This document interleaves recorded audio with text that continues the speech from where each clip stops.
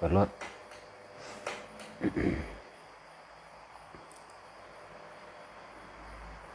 ใช่ยังบุญทวีวะส่งมากมานี่บุญทวีแหละ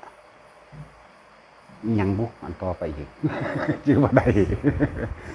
บุญทวียังบุกหลายคนนั่นขอให้เฮาอันภาคไทยด้วยซ้ำเฮ็ดจังใดๆคนภาคลาวเนาะ จะฟังภาษาอันไทยกับมาฟังเอาโตเป็นๆที่เนาะเฮาคนลาวเฮ็ดจังใดซ้ำ บัดเฮาคือฟังเบิดออกทุกภาษาว่ะเนาะออกเบิดทุกภาษาเด้ภาษาใต้ภาษาภาคเหนือภาษากลางเฮาก็ยังฟังออกภาษาลาวเฮาก็ยังฟังออกพยายามเรียนรู้ภาษาแน่ละเว้ย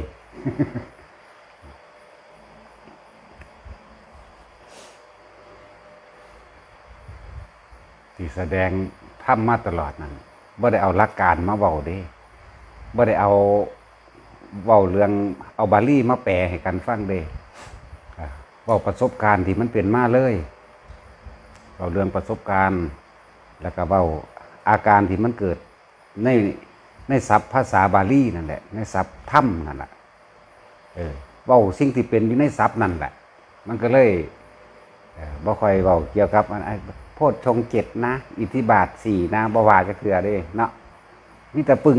งใส่อันมันแม่นโลดอันมันเป็นน่ะนะ อย่างสั้นมันก็บอกแต่ละคนนั่นน่ะ มีแต่ออกจากความเป็นจริงล้วนๆนั่นแหละมันสิเว้าเรื่องอิหยังลึกลับซับซ้อนเว้าแนวแต่ของเห็นนั่นแหละบางทีก็แม่นสิเป็นไปการไปเอา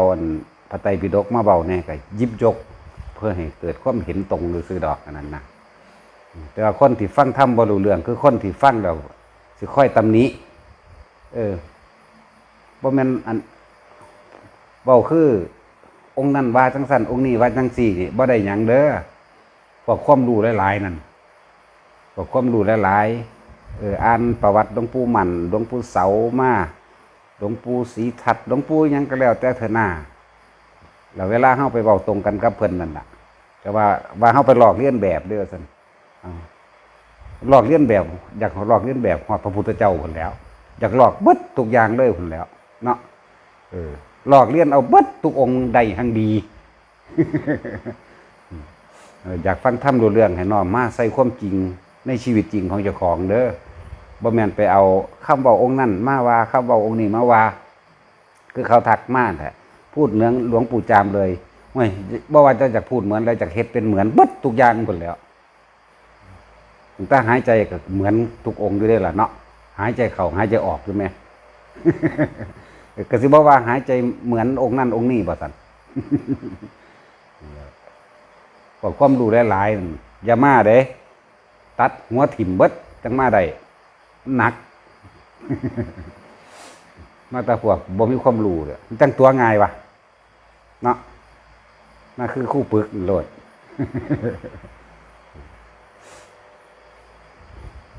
จังว่าตอนนี้ที่เฮานั่งฟังธรรมอยู่นี่มันก็ส่งได้บ่แม่นบ่เนี่ยผู้เพิ่นหาก็ได้นี่แม่นบ่ล่ะเนี่ยก็จังซั่นแล้วคนที่นี่เขาส่งได้เบิดแล้วแหละเพราะว่าสิ่งที่ทำให้เกิดขึ้นได้ง่ายๆนึงแต่ว่าสิ่งที่รักษาที่ทำได้ยากคือการรักษาในการรักษานั่นแหละสิเหตุเกิดความพัฒนาขึ้นไปเรื่อยๆของมันเองมันจะคอยผ่องใสไปเรื่อยอาการต่างๆนั่นเฮาบ่ได้เว้าหลักการเด้เฮาเว้าจากที่มันเป็นมาโลดคือเพิ่นว่าอาการปิตินี่ขุตกาปิติบ่เฮาก็เป็นมาแล้วในขุตกาปิติเฮาเลยเว้าภาษาที่มันออกมาจากอาการบาลีนั่นโลดพระภารณาปิติอิ่มเอิบจนว่าปลื้มน้ำตาไหลเฮาก็เป็นมาแล้วเฮาก็เว้าไปตามที่มันเป็นโลดนั่นแหละ พระโอกันติกาปีติบ่แสงสว่างบ่เป็นแบบไหนพระอุพงคาปีติบ่ลอยขึ้นจังซี่มันก็ลอยมาอีหลีนี่แหล้ว เขาบอกในสิ่งที่เขามันเป็นอาการเด้มันเลยบ่อยากเบาซับนั่นบ่อยากเบาหลักการบันไดหลักการมันก็ไปเถียงกันซื่อนั่นแหละคือพวกที่อ่านหนังสือเกี่ยวกับเรื่องป่าไม้และชีวิตของสัตว์ในป่าไม้กับคนที่อยู่ในป่าไม้อยู่ในภูเขานั่นแล้วเฮ็ดจังได๋ก็สร้างบ่สู่ผู้อยู่ในภูเขาป่าไม้นั่นดังนั้นมีแต่จินตนาการคิดคาดคะเนเอาแบบนั้นแบบนี้เอาตามที่อ่านมาล่ะควางเจ้าของเบิดคือว่าพวกว่าเราไม่กลัวตายตัดสักกายทิฏฐิได้แล้ว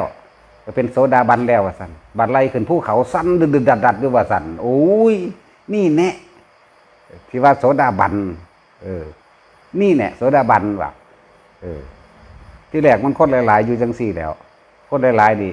มันหึกเหิมเลยเนาะคนมีความรู้หลายเด้ซั่นมันก็เว้าแก่แกงความรู้สักกายทิฏฐิวิจิกิจฉาศีลพันตุปรามาสว่าเด้เว้าไปซื่อๆไปขึ้นไปภูเขาจะข้าวสั้นๆหรือว่าสั่นเว้าไกลเอาตาสินนี่ก็ได้ย่างไปกุดนี่ก็บ่ได้ บ่ได้เอาไกลดอกแต่ว่าบ่ย่านผีนั่นเนาะมันว่างคลายออกจากความยึดมั่นถือมั่นในกายแล้ว มันเลยบ่มีความหวาดหวั่นคันค้านกับสิ่งใดแล้วก็เอิ้นว่าตัดสัญญาดับสัญญาได้แล้วนี่มันเหลือยังเพื่อตัวนี้แหละที่มันเหลืออยู่นี่มันสิคลายออกจากความรู้สึกอีหยังก็สร้างเฮาสิเทียบความรู้สึกใส่โลดหน้าตะกี้ความรู้สึกที่เคยมีเคยเป็นเดี๋ยวนี้มันบ่มีบ่เป็นมันต่างกันเด้บ่แม่นเว้าโดยว่าต้องละอย่างนั้นต้องละอย่างนี้มันบ่ได้ละดอกกิ่งส่งไปเรื่อยๆเฮ็ดไปเรื่อยๆรักษาไปเรื่อยๆนั่นแหละมันละอยู่ในตัวแล้วละสักกายทิฏฐิละวิจิกิจฉาละศีลพัตตุปมาสต้องศีลบริสุทธิ์ว่ะมันบ่แม่นจังสั้นดอกมันมียิ่งกว่านั้นอีกศีลพัตตุปมาสอย่างต่ำ20นัยยะแต่ละอันในความที่มันละของมันเองในแต่ละศัพท์นั่นเอาสักกายทิฏฐิ20พุ่นเอาแม่อย่างกลางเด50อย่างสูงเด120สิบอกให้จะเอาแบบใดก็สิเว้าแบบนั้นล่ะแต่ว่าพวกเฮาเนี่ยเอาง่ายๆเถอะอย่าเฮ็ดมันยากการละโดยความคิดเอาความคิดละความคิดบ่มีทางเอาความคิดหาคำตอบแล้วก็ลงใดโดยเหตุผลต่างๆแต่ว่าความทุกข์ในจิตใจของเจ้าของในความรู้สึกของเจ้าของมันยังมีอยู่เนี่ยจึงบอกว่าอย่ามาคุยท้อถ้าละความรู้สึกหวาดหวั่นคันข้ามบ่ทันใดอย่าพึ่งเว้าอยากฮู้จักว่าโสดาบันเป็นใดขึ้นไปอยู่ในป่านั่นอยากฮู้จักนั่นแต่สั้นดุดๆดาวๆอยู่นั่นมึงสิมีความรู้เท่าใดมึงรู้โลดน่ะรู้แล้วมึงก็หนักอยู่หั่นรู้แล้วมึงก็ทุกข์อยู่หั่นรู้แล้วก็กังวลอยู่หั่นแหละแต่ว่ามาฝึกเอาผู้ใดอยากฮู้จักวิธีละกิเลสละแบบใดมาฝึกไปมันบ่ได้ละด้วยความเว้าเด้บ่ได้ละด้วยการท่องจำได้มากการพูดได้มากอธิบายขยายความได้ดีเด้มันออกจากความรู้สึกคลายความรู้สึกออกหรือบ่มีอาการย่านหยังคำว่าบ่มีอาการย่านหยังก็บ่แม่นว่าบ่รักษาโตก็ว่าพี่ความรู้สึกที่มันฝังลึกอยู่ข้างในพี่ผัสสะมันดับผัสสะมันดับเวทนาในความมีความเป็นพี่มันดับอยู่พี่มันดับเองโดยการเฮ้าฝึกฝนไปเรื่อยๆดอกดับนี่เป็นซื่อสมมติเว้าซื่อๆเด้อันอีหลีมันนั่นบอกบ่ถือปานใดเพราะมันคลายความรู้สึกออกจากสิ่งที่เคยมีเคยเป็นแล้วและทุกคนจึงให้มาฝึกทรงฌานเอาฝึกทรงฌานบ่ยากดอกภาษาซ้ำนั่นนึงแต่คนบ่มีความรู้นั่นน่ะ5 นาทีอย่างสูงแต่คนมีความรู้นั่นปีนึงก็บ่ได้เพราะว่าหยังมันจะเอาความรู้จำนั่นแหละมาขัดง้างอันนี้บ่แม่นไม่ถูกกับหลักนี่ไม่ถูกกับหลักนั่นวะเป็นจังซั่น แต่หลายอย่างที่พวกเฮาต้องฝึกฝนตนเองเด้ถ้ารักและเมตตาตัวเองจงฝึกฝนตนเองถ้ารักและเมตตาตัวเองจงรักษาผู้อื่นจงทำเพื่อผู้อื่นโดยไม่หวังสิ่งใดตอบแทนถ้ารักและเมตตาตัวเองให้ท่านด้วยอุเบกขาให้ศีลด้วยอุเบกขา ให้ภาวนาหรือเนกขมะโดยอุเบกขาให้ปัญญาโดยอุเบกขาให้วิริยะโดยอุเบกขาให้ขันติโดยอุเบกขาให้สัจจะรู้ความจริงโดยอุเบกขาให้มีเมตตาแต่นี่อธิษฐานคือความตั้งใจมั่นคงในจุดหมายก็เพื่ออุเบกขานั่นแหละเมตตาแล้วก็สุดท้ายมากกับอุเบกขาคือเก้านั่นแหละแต่ว่าสิ่งทั้งหลายเหล่านี้เฮาสิเฮ็ดจังใดเฮาสิถึงมันได้นั่นแหละนี่คือวิธีที่เฮาฝึกกันเฮ็ดกันอยู่เดี๋ยวนี้ท่านก็ขอให้ท่านดับทุกข์อย่าไปท่านเพิ่มทุกข์ท่านดับทุกข์คือท่านแล้วเป็นประโยชน์ต่อผู้อื่นแล้วขาดเลยบ่ต้องไปอธิษฐานหยังอีกถ้าท่านเพิ่มทุกข์มันสิขอนั่นขอนี่มันเอาสิ่งน้อยๆไปแลกของใหญ่ผู้ใดว่าแม่นคิดดีๆเด้อเคยขอมาสวรรค์วิมานถือลอตเตอรี่เพิ่นดิใส่ซ่อง100นึงได้เข้าทอผู้มือนี่จังซั่นดีบ่ดีว่าท่านยังซ้ำทูบกับของเพิ่นเทียนกับของเพิ่นจุดขึ้นสาธุเด้อโลดแต่ขออีหยังสมปูสมปุยขอบ่แม่นขอแต่ผู้เดียวเด้ขอให้ลูกให้หลานพร้อมแม่นว่าพวกเจ้าว่าพวกเจ้าเคยขอมาแล้วว่าแม่นว่านั่นน่ะเจ้านั่นแหละ ได้จักอันแล้วบ่ที่ขอมาถามเจ้านั่นแหละขอให้ถูกอันลอตเตอรี่ก็ขอมาดูแล้วนะถูกแล้วบ่นั่นแหละขอเฮ็ดหยังสั่น เหลือท่านเพิ่มทุกข์ไปท่านหม่องใดก็สร้างขอตะพึตะพื้อเนาะขอให้ถูกลอตเตอรี่ขอให้สุขภาพแข็งแรงบ่มีโรคภัยไข้เจ็บว่ะแม่นบ่สั่นให้แข็งแรงมีอายุยืนพุ่นดีเอาแม่แต่100 ปีมันก็บ่มีแขวจักเล่มแล้วเอาแม่เขาลากเสะไปข้างบั่มหัวสั่นหัวค้อนงึกงักคือหั่นบ่บัดล่ะน้ำลายเหนื่อยโยดออก เอาแหวะหรือเอา150มันได้เยอะบ่นั่นแหละอย่าไปท่านเพิ่มทุกข์ให้ท่านดับทุกข์คำว่าบุญก็ให้พวกเจ้าทำความเข้าใจไหมเด้อคำว่าบุญแปลว่าสงบเย็นเด้อบุญบ่ได้แปลว่าพิธีต้องถวายกองกฐินผ้าป่าใหญ่ๆเงินหลายๆต้องมีหมอร้องหมอลำต้องมีหนังต้องมีเครื่องแห่รถบั่มโอ้ยสารพัดเครื่องกฐินมีบักฮงมีบักหอยมีโคกมีหอดแหมีหอดเบ็ดมีหอดม่องมีด่างยันพระเพิ่นบ่มีเอากินเขาเลยทานแนวมันนั่นไปนำพวกเจ้าไปใส่ม่องใส่ด่างเอาเด้อเนาะมันมีอีหลีไหมรูปภาพขี้เข็บแม่งอดกับวาดใส่อีแข่แน่ขี้เข็บแม่งอดแน่สารพัดเนาะโอ้ยมันนั่นแหละเขาว่าบุญมันบ่แม่นนั่นแหละ ว่าทุกคนนะนี่คือวิธี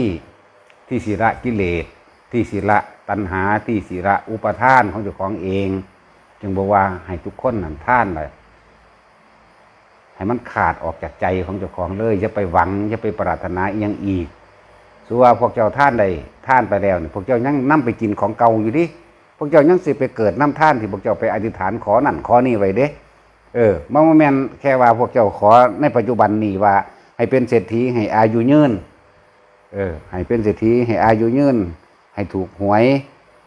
ให้ลูกเต้าเล้าล้านสอบได้เป็นปลัดนายอำเภอเป็นคู่เป็นเจ้าเป็นนายเลยว่ามีขี้ข่าซ้ำมีแต่เจ้าของเนาะแม่นบ่สั่นบ่มีผู้ใดเฮ็ดหน้าปลูกผักให้กินเด้มีแต่เขาเป็นนายบนเราบ่ได้หรอกเป็นสั้นบ่แม่นแค่นั้นหวังในภาคปัจจุบันนี่ยังไปหวังในศาสตร์หน้าอีกได้ไปให้ผู้ข้าได้เกิดเป็นเทวดามีสวรรค์สันฟ้ามีวิมานเนาะแถมซ้ำยังไปหวังต่ออีกถ้าเกิดมาเป็นมนุษย์ทั้งใดขึ้นคอยผู้ข้าเป็นเศรษฐีมหาเศรษฐีเจ้าฟ้ามหากษัตริย์ยศถาบรรดาศักดิ์อำนาจและบริวารความหลงของคนเห็นบ่มันบ่ได้ธรรมดาเดียวกันขอนบัดนี้มันบ่ได้จักเทื่อหลายกูจะทำบุญมาหลายแมงแล้วล่ะกูบ่เห็นว่าแมงสิได้หยังเศร้าวะแม่นบ่ล่ะไหนลงทุนน้อยนึงอยากได้บักหลายบานนั่น นี่แหละให้ตัดใจใหม่ทำความคิดเห็นใหม่ซะทำความเห็นใหม่ให้เอาประสบการณ์จริงจากชีวิตจริงของเจ้าของเองมาเปรียบเทียบเบิ่งกูไปท่านมานี่สร้างกฐินผ้าป่ารวมกับเขามาเท่าใดสร้างพระมาเท่าใดสร้างวัดมาเท่าใดเนาะ คือเอาประสบการณ์จริงเด้อกูก็ขอมาทุกอันเลยแต่ว่ากูคือบ่ได้เห็นนะเห็นว่าล่ะพอได้แล้วซอยคนกับซอยเท่านั้นแล้วปล่อยปูปล่อยปลาให้อาหารสัตว์สารพัดเฮ็ดมาแล้วแต่ว่าก็ยังถูกอยู่เพราะว่าพวกเฮาท่านบ่ดับถูกมิตรเพิ่มถูกมิตรการขอแต่ปล่อยปลาไหลก็ให้ชีวิตไหลลื่นว่าซั่นมิตรเจ้าสิไปเป็นปลาไหลหั่นแหล้วเห็นบ่ล่ะแต่ปล่อยปลาดุกปลาช่อนยังเต่าบ่ต้องก็ว่าให้อายุยืนว่าซั่นโอ้ยมึงได้จัก10,000 ปีได้แม่ลากเตะไปเอาแม่แต่เพียงสั้นแล้วมันบ่เป็นความจริงนี่แหละคือวิธีละกิเลสละตัณหาละอุปทานก็คือท่านแล้วให้ขาดออกจากใจเลยอย่าไปเป็นเจ้าของให้ทำเพื่อผู้อื่นเนี่ยเฮามาท่านให้พระสงฆ์องค์เจ้าก็ตามท่านในคนธรรมดาท่านในสัตว์ก็ตามปล่อยสัตว์ปล่อยปลาปล่อยนกก็ตามให้มันขาดออกเลยให้มันเป็นประโยชน์ต่อผู้อื่นเท่านั้นพวกเจ้านั่งสิไปกินผลประโยชน์มันอยู่ได้ทั้งอย่างที่อธิบายไปนั่นแหละรวยแน่สัตว์หนาไปเป็นเทวดาเนี่ยเกิดมาพบสัตว์ใดก็คำว่าบ่มีอย่าเกิดใกล้ผู้ขาดเด้อนะเบิ้งมันเป็นธรรมดาเด้ความหลงของคนนะฉะนั้นท่านนี่บ่ต้องอีหยังล่ะภิกษุสามเณรทั้งหลายบ่อาจสามารถหุงหาอาหารกินโดยตนเองได้ท่านนี่เป็นเครื่องประดับใจให้เกิดความปลื้มและปิติและมีประโยชน์ต่อผู้อื่นแต่ท่านซ้ำนั่นจะไปขอถ้าผู้ใดทำในการท่านของทุกคนน่ะทำจิตให้ได้จังซี่ตายแล้วไปเกิดเป็นพรหมกายิกาพุ่นตายออกจากพรหมกายิกาแล้วย่อมขึ้นสู่สัทธาวาสเข้าใจบ่ล่ะสุทธาวาสเป็นอนาคามีนี่เว้าหลักการล่ะนี่เห็นว่านี่แต่ว่าบ่หลักการเขานำถามเลยบ่หลักการมันเป็นจังไดท่านแบบนี้ท่านที่บ่ไม่แปรเปื้อนปนไปด้วยราคะไม่มีความยินดีพอใจในภพในชาติหรือไม่มีความยินดีพอใจในอย่างจักอย่างเวลาพวกเจ้าตายพวกเจ้าจัดจังไดหมายถึงพรหมกายิกาเวลาพวกเจ้าตายพวกเจ้าเฮ็ดจังไดมันสินึกถึงเฉพาะว่าบ่มีกังวลเด้เนี่ยมันสินึกถึงเฉพาะบุญท่านที่เจ้าของเฮ็ดไว้เนี่ยจิตใจมันสิห่มบ่มีความกังวลฟังดีๆคำว่าพรหมสิบ่มีความกังวลนะนี่เห็นบ่คนท่านสามารถเป็นพรหมก็ได้แต่กระสู่อนาคามีก็ได้ ตอนนั้นจิตใจสิเยือกเย็นและแช่มชื่นนั่นพอจะขาดออกจากความเจ็บปวดทางกายแล้วมันทั้งบืบขึ้นมานี่เลยนั่นเนี่ยมันบืบขึ้นมานี่หมายถึงสั้นนั่นแหละจริงๆมันบ่เป็นสั้นดอกมันคือเฮ้านี่แหละ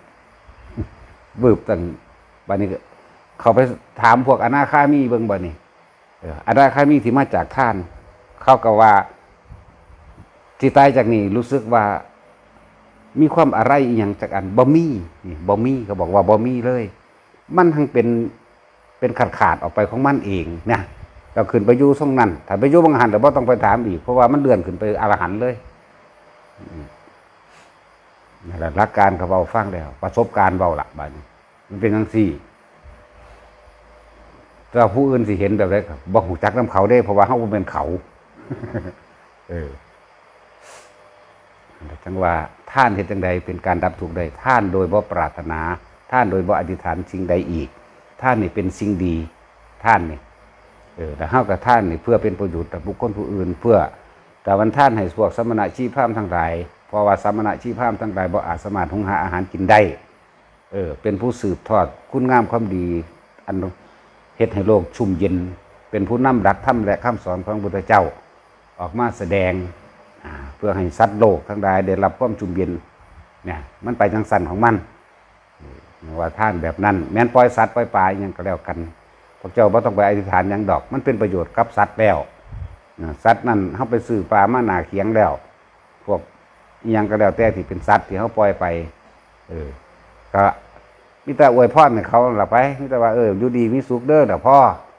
บ่ต้องไปขออย่าไปแลกเด้อย่าไปเฮ็ดอีหยังเพื่อแลกถ้าแลกแล้วมันตัดปัญญาเฮ็ดให้เฮาบ่รู้ความจริงนั่นเองคำว่าปัญญาถ้าเฮาขอปึ๊บเฮาสิตีบตันในทางการสิรู้อริยสัจสี่หรือความจริงของโลก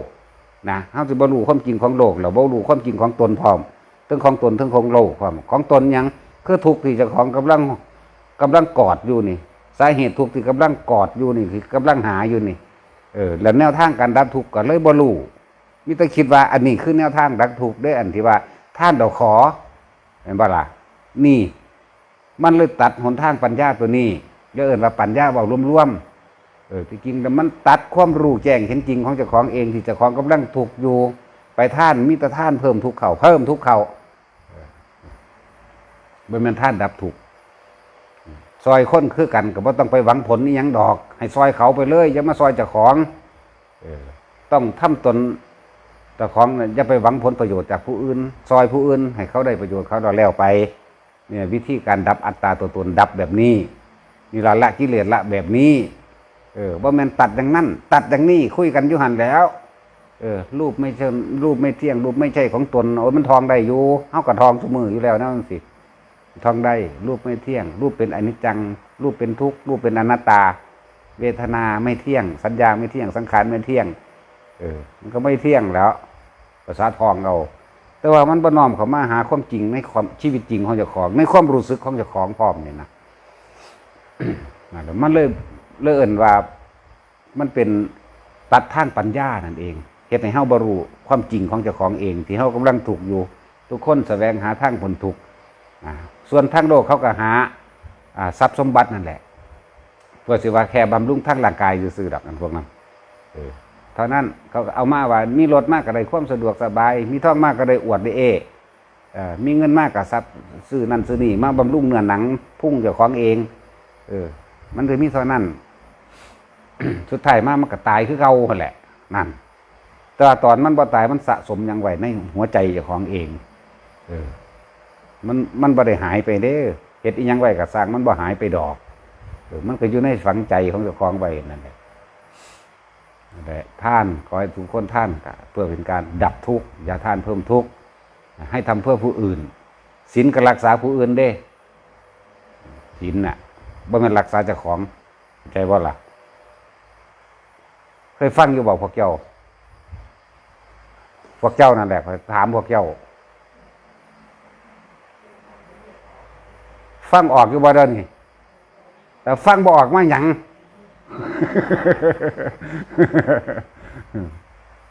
ฟังให้มันออกนั่นแหละเว้ยเป็นว่าปานาติปาตาเนาะ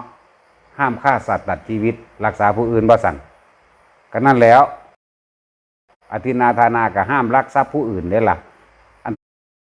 ของแต่ของหาบ่ได้มันบ่เป็นของผู้อื่นเด้มันก็ใส่ไปเลยเนาะจังซั่นแล้วจัง แต่ทั้งเบิดนี้เฮาพยายามที่สิหาทางให้ถึงทางพ้นทุกข์ก็คือการบ่กลับมาเกิดเลยเด้ในความหมายที่ร่วมลงทั้งเบิดนี่อันนี้พูดถึงท่านซะก่อนเพราะว่าคนที่ถนัดท่านนี่เป็นที่หนึ่งอยู่แล้วจึงบอกวิธีการว่าท่านเฮ็ดจังไดมันสิดับทุกข์ได้โดยการอย่าไปปรารถนาอย่าไปอธิษฐานอย่าไปขอเพราะสิ่งทั้งหลายเหล่านั้น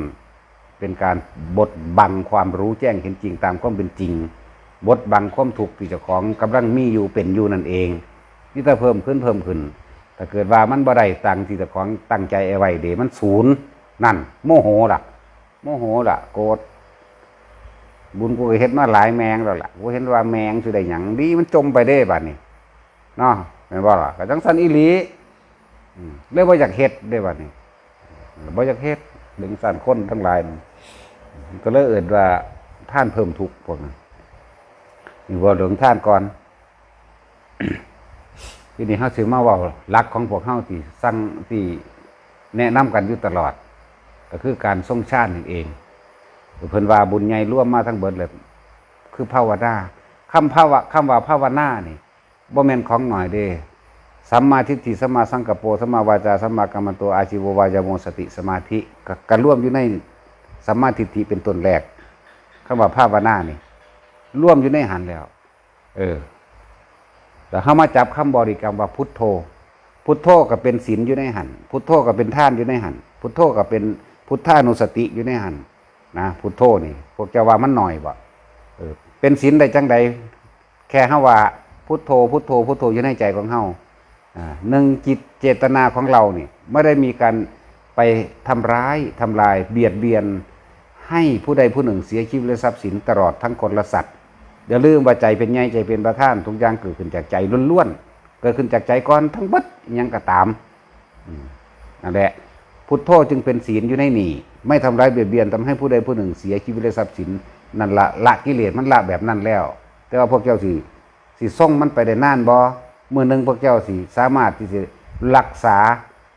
าคำภาวนานี่ได้ยาวนานขนาดใดพวกเจ้ารักษาได้ชั่วโมงนึงก็เป็นการศีลก็อยู่ในหันชั่วโมงนึงแล้วท่านมหาท่านยิ่งใหญ่ได้อันการรักษาศีลนี่นั่นเป็นสื่อของการรักษาซื่อๆได้ว่าปานาติปาตาอธินาทานาเนี่ยมันเป็นสื่อของมันซื่อๆเพิ่นบอกวางสิแต่ว่าถ้าเฮามาร่วมเฮาเข้าใจแล้วว่าการทำบุญทั้งเบิดรวมจากจิตเริ่มจากจิตการทำบาปก็เริ่มจากจิตคือกันคือความคิดของเฮาเองนะจันทพุทโธพุทโธเป็นพุทธานุสติยินหันเป็นมหาท่านในเรื่องของศีลก็อยู่ในหันนั่นแหละสติก็อยู่ในหันปัญญาก็อยู่ในหันทั้งเบิดนั่นแหละคือว่าปัญญานี่คือการละออกคือการเห็นความจริงนั่นแหละนี่แหละจังว่าพยายามบอกคนว่าศีลสมาธิและปัญญามันร่วมอยู่ในคำภาวนานั่นแหละปัญญาคือการละหรือท่านรู้ท่านแต่เฮาบ่ฮู้ว่าเฮารู้ท่านตอนที่เฮาพุทโธพุทโธพุทโธพุทโธไปนี่มันบ่ได้ไปคิดอยากตีอยากฆ่าอยากลักของไผนั่นแหละจึงร่วมคำว่าไม่ทำร้ายเบียดเบียนทำให้ผู้ใดผู้หนึ่งเสียชีวิตและทรัพย์สินตลอดทั้งคนและสัตว์ถ้าบ่เบียดเบียนแล้วก็บ่ลักตัวบ่ตัวไผตัวบ่ไปกินเหล้าเมายาตัวเนาะนั่นแหละท่านก็เลยอยู่ในหันศีลอยู่ในหันพุทธานุสติอยู่ในหันในขณะที่เฮาพุทโธนี่พูดถึงว่าย่างไปย่างมาอันนั้นโดยร่วมไงแต่สิว่ามันนั่งพุทโธจับลมหายใจทั้งวันสิบ่มีทางซ้ำพวกเฮานี่เนาะบ่มีทางว่าสิมานั่งลู่ลมหายใจอยู่สั่นเบิดมือดอกอันนี้ว่าไปตามของจริงชีวิตจริงของแต่ละคนก็เลยว่าถ้ามันพุทโธนั่นน่ะมันพุทโธได้อันนี้ได้หลายก็นั่งอีกขับรถกับพุทโธได้ทำการทำงานอย่างอื่นกับพุทโธได้เว้นไว้ถ้าเว้ากับผู้อื่น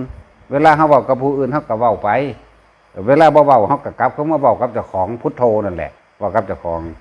จึงบอกว่าทั้งเป็นพุทธานุสติอยู่ในหันทั้งเป็นศีลอยู่ในหันเป็นทานก็อยู่ในหันแล้วเป็นสมาธิก็อยู่ในหันแล้วปัญญาก็อยู่ในหันเบิดแล้วเพิ่นจึงบอกว่าภาวนานี่มันร่วมบุญแล้วนั่นแหละมันก็เป็นสัมมาทิฏฐิก็ร่วมอยู่ในหันเบิดแล้วทุกคนภาวนาไว้เถอะแต่ว่าบัดนี้เวลาเฮานั่งมานั่งบัดนี้คำบริกรรมนี่จึงต้องแนบกับลมหายใจเข้าพุทหายใจออกโทบัดนี้มาจับเป็นอานาปานสติ คือการรู้ลมหายใจเข้าเนี่ยความรู้สึกตัวสิอยู่ในลมเฮานี่แหละส่วนคำว่าสติคือความนึกอย่างนึกพุทโธนั่นแหละนี่สัมปชัญญะรู้สึกตัวได้นี่พุทโธอยู่นี่เองแล้วพอเข้าเน้นเข้ามาอีกบัดนี้คือการทรงฌานพยายามฝึกจับจุดอุณหภูมิมันได้จะคำใดอยู่ยบ่ที่ฝึกได้จะคนเราบ่มื้อนี้ได้ไผนั่นบ่มีปากกันบ่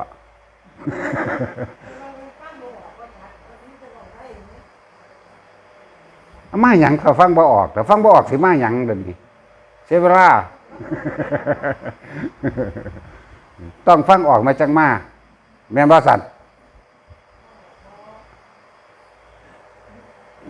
ดีกันหลายคนโง่ๆนู้นตัวง่ายวะ เป็นแล้วบ่จับจุดอุณหภูมิขึ้นแล้วบ่นั่นแหละถ้าได้แล้วน่ะบ่แม่นได้แล้วก็เอาไว้หม่องเก่าเมื่อนี่กูก็ลืมกูถิ่มไว้นี่เด้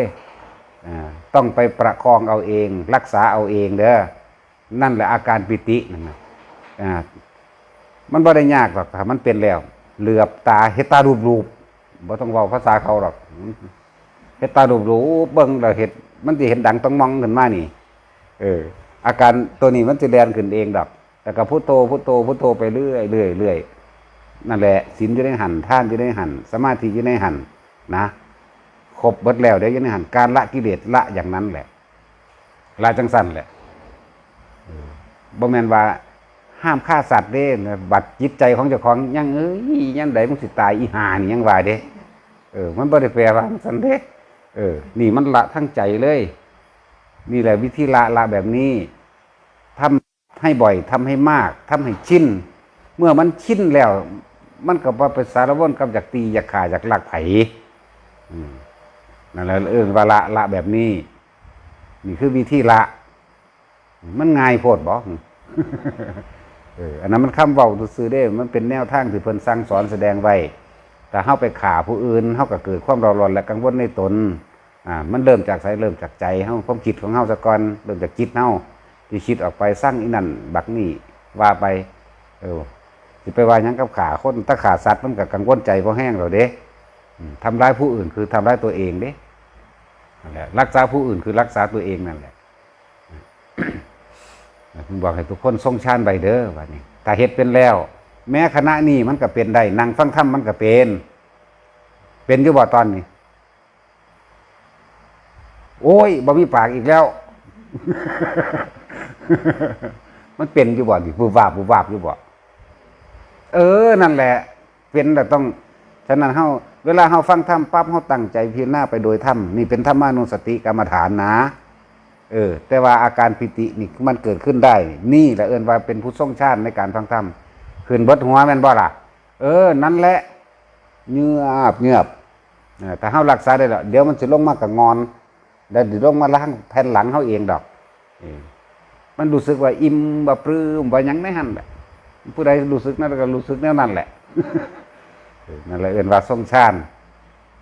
ง่ายๆแต่ที่นี่คนที่เจ็บไข้ได้ป่วยหรือว่า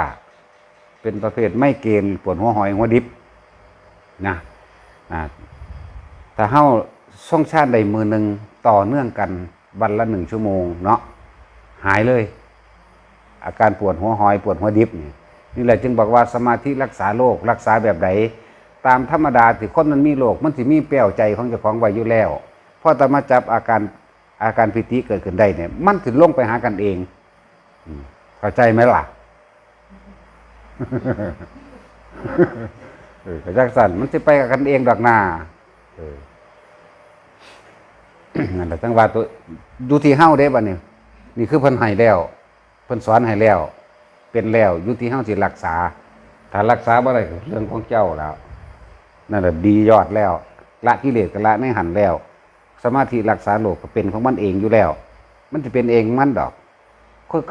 คือคนป่วยนั่นแหละสิไปทั้งใดสิห่วงตายาโอ้กูลืมยาเบาหวานเนาะแต่ว่าปวดหัวไม่เกณฑ์จังซี่ก็คือกันแต่ไปหันไปนี่เตรียมยาไว้สำหรับการปวดหัวเวลานั้นเวลานี้เนาะแต่ว่าถ้าเฮาจับอารมณ์อันนี้ได้แล้วนี่ทรงฌานด้วยอาการปิติได้แล้วนี่ปึ๊บมันสิลงไปหาสิ่งที่มันคาไว้ในใจเฮาดอกที่เฮากังวลเนี่ยในหัวเฮาเองนั่นแหละแล้วข่อยบ่เคยเป็นหยังก็บ่จักนำพวกเจ้าดอกว่า ถ้าตายเอาโลดดีก็สิว่าตอนนั้นใส่ติ่งแตกนั่นน่ะปล่อยมันตายเด้เพราะว่าหยังเฮาเอาอาการนี่ก็ลงไปคมมันไว้บ่ให้มันเจ็บอันนี้เข่าเอาพวกเจ้าเข่ามันเป็นดอก เข่าชาญระงับไว้เข่าบ่ได้เข่าโดนแค่กำหนดเอาไว้แค่นาที2 นาทีก็ได้ดับปุ๊บเข้าสู่อุเบกขาปุ๊บออกมาแล้วมันบ่เจ็บแต่ว่าร่างกายมันเป็นของเฮาอยู่แล้วก็ว่าเจ็บมันตายอย่างแล้วมันบ่ตายเพราะยังสินไปเอามาเพราะยังหานี่เพราะยังสินเป็นผู้เอาไปปัวยายหน่อยเป็นผู้ชายคาโรงพยาบาลยายหน่อยเป็นผู้ชายถึงสั่นล่ะนี่คือทดลองกับตัวเองมาเบิดทุกอย่างแล้วเป็นนักก็พวกเจ้าอีกเพราะว่าใส่ติ่งมันว่าแม่นว่าสิติ่งได้บ่นี่เพราะว่าเฮาบ่สนใจกับมันกินหยังลงไปก็สร้างมันเทออกมันหลายมือเข้าแต่15 มื้อพุ่นมั้ยมันก็เปื่อยตัวบัดนี้มันก็เปื่อยแล้วใส่เปื่อยบัดนี้เขาบ่ได้พาหม่องใส่ติ่งเด้ผู้ชายเป็นอยู่ทางขวาเขาบ่ได้พาหม่องใส่ติ่งผีเขาพากลางเลยเขางัดโพนออกมาจากคือจักโพนบ่เด้อนี่ขี้โพนนั่นน่ะ เขางัดออกมาเขาตัดออกธรรมดาบ่ฉีดยา2 เข็มบ่สลบยาสลบนั่นบ่สลบคือว่าโอ้ยขาต้นแล้วว่ะพาเลยพุ่นแล้วเว้ากับเขาหัวหยอกกันคุกคักกิ๊กแคกเสยอยู่คนป่วยยังคือเพียงสั่นเพราะว่าเฮาบ่เก็บนี่แหละคือผลของการทรงฌานหรือเอาอาการปิติสมาธิรักษาโรคกันน่ะ อันนี้มันเป็นเรื่องของกรรมดอกอันนี้ แต่เขาบ่เคยป่วยเขาบ่จักดอกเขาบ่เคยไข้จักมันเป็นแมงได้ไข่ก็เลยเรื่องบ่ฮู้จักเป็นทีเดียว แล้วก็คมไว้รักษานี่คือทดสอบกับตัวเองมาพอแห้งก็ได้ก็สิเว้าอยู่เดี๋ยวนี้พยานหลักฐานมีเบิดเขาก็บันทึกวิดีโอไว้อยู่แต่ว่าใส่ติ้งยังถ้วยนึงอรวดถ้วยหมอนั่นถ้วยขาวๆนั่นแหมเขาถ่ายวิดีโอไว้อยู่ไหมเวลาอันเขาพาอยู่ทั้งเบาหยอกเขาหมอกับหัวพ่อหมอเฮาก็จากหัวพ่อเฮาคือกันนะแล้วมันเห็นความเป็นไปของร่างกายแต่ว่าสังขารข้านแปรอีกละมันก็เป็นของเฮาเลยครับเขาก็พากันเขาก็ตัดนั่นตัดนี่ออกกองอาญะอยู่ว่าสินำมาก่อยกินอยู่หางนี่มันเป็นหลอดพันเข่าจากมันยังละมันเต็มอยู่ในกระเพาะน้ำที่ขังอยู่ในร่างกายดูดออก20 ลิตรนะหลายเด้แต่ผู้อื่นมันตายแล้วเนาะแต่เขาที่กินเขาเคยเห็นมันตายแล้วว่าเสือกว่าตายหามึงนี่ มันบ่ตายปัจจัยย่ามเห็นแต่มันตายได้นั่นนะแต่ว่าความหวาดหวั่นในความย่านกลัวตายบ่มีเลยบ่มีน้อยก็บ่มีเลยมีแต่สิดีดอย่างเดียวอยากดีดว่า มันมีแต่ล่อเวลาตอนนั้นน่ะเสือกใจบ่ขาดจักเทื่อหามึงนี่เสือกหันใจดีก็เก่ากลับขึ้นมาอ้วนซำหา อ้วนหรือบวมยาบุ ลักษณะนั้นทุกอย่างจังว่าทดสอบทดลองด้วยตัวเองมาเบิดแล้วแหละก็สินำมาแสดงสั่งให้พวกเจ้าเฮ็ดตามมันน่ะนี่คือสมาธิรักษาโลกแต่ว่าอันนี้มันแม่นโลกมันแตก ทุกคนเอาแล้วก็มันก็สิเป็นวิธีการละกิเลสในตัวเองละกิเลสบ่แม่นคำเว้าว่าต้องเฮ็ดแบบนั้นต้องทำแบบนี้เด้คือการนี่แหละให้ทรงชาติไว้โลดพวกเจ้าละในตัวแล้วโดยบ่ฮู้จักว่าละแบบใดพวกเจ้าพยายามที่สิไปหาอย่างอื่นไปหาทางอื่นแล้วก็พากันไปแลนหาพระอรหันต์อยู่สั่นอยู่พื้นอยู่พี่ปานว่าฮู้จักว่าเพิ่นเป็นอรหันต์เนาะในเมื่อบ่ได้หันเข้ามาเบิ่งเจ้าของจักเทื่ออ่านจำเอาองค์นั้นเต็มหัวอะญะไว้แต่เถียงเพิ่นแม่ว่าสั่นเทศแนวนี้พวกเจ้าบ่เคยพ้อดอกบ่เคยพ้อเป็นตาสั่งเทศแนวนี้เนาะ ถ้าพิจารณาเข้าคักๆแล้วแต่ว่าถ้าเฮาพุทโธขึ้นเมื่อใดศีลก็อยู่หันสมาธิอยู่หันปัญญาอยู่หันทานก็อยู่หันการบ่เบียดเบียนทำร้ายผู้อื่นให้เสียชีวิตและทรัพย์สินก็อยู่หันนั่นล่ะศีลก็อยู่หันจริงหรือบ่จริงพวกเจ้าพิจารณาเบิ่งเด้อใจเป็นใหญ่ใจเป็นประธานทั้งหลายแหล่เฮาบ่มีจิตเจตนาในการทำลายผู้ใดเลยทั้งคนและสัตว์พร้อมแถมซ้ำบัดนี้เฮามาเฮ็ดให้อาการปิติเกิดขึ้นเอิ้นว่าทรงฌานบอกทำไปเถอะมันสิคอยพัฒนาของมันไปเองมันสิมันขึ้นทั้งหัวเงือบแล้วเดี๋ยวมันสิลงสมองบัดมันสิเป็นขึ้นหลอดไฟขาวหลอดไฟขาวลงไปในกลางสมองเจ้าสิรู้สึกปลอดโปร่งโล่งสบายอันนั้นนั่นคือขั้นต่อไปเด้ถ้าเว้าไปก่อนมันสิคิดเอาจะเพิ่งคิดเอาเด้อให้พวกเจ้าส่งความรู้สึกนั่นซะก่อนว่ายังไงส่งหรือรักษาอาการความรู้สึกที่มันเงียบอยู่หัวน่ะเข้าใจว่าล่ะแต่บ่มีปากก็มีข้อเลยเว้ยเฮ็ดขี้กระปอมนะจังซี่นะเว้ย พอบ่มีปากก็มีข้อมีข้างนะแล้วรักษาความรู้สึกนั้นไว้นะละกิเลสก็ละยึดในหันแล้วมันจะเป็นจังซั่นสมาทานซะ